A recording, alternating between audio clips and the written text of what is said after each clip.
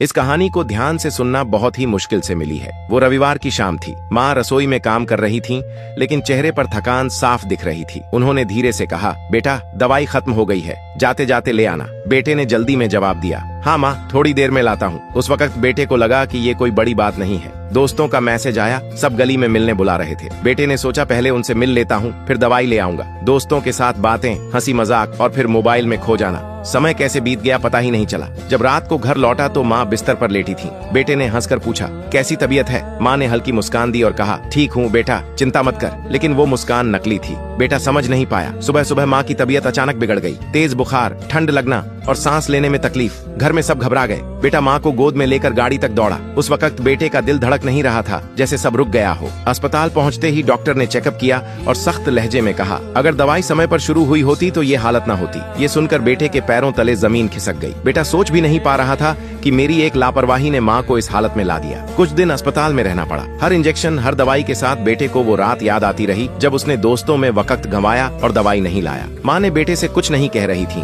लेकिन उनकी चुप्पी बहुत कुछ कह रही थी। तब बेटे को समझ आया कि जिंदगी में लापरवाही कभी छोटी नहीं होती। हम सोचते हैं कि अभी तो वक्त है, कल कर लेंगे, लेकिन वक्त कभी किसी का इंतजार नहीं करता। उस दिन बेटा सिर्फ दवाई लाना नहीं भूला था, उसने अपनी माँ की तकलीफ को मजाक में ले लिया था। इसीलिए दोस्त, काम, दोस्त, मजे, ये सब बाद में है, लेकिन जब अपने बोले तो तुरंत सुनो, क्योंकि छोटी सी देर कभी पूरी जिंदगी का पछतावा बन सकती है। और हाँ दोस्त, वीडियो अच्छी लगी हो तो लाइक करके कमेंट में माँ लिखो।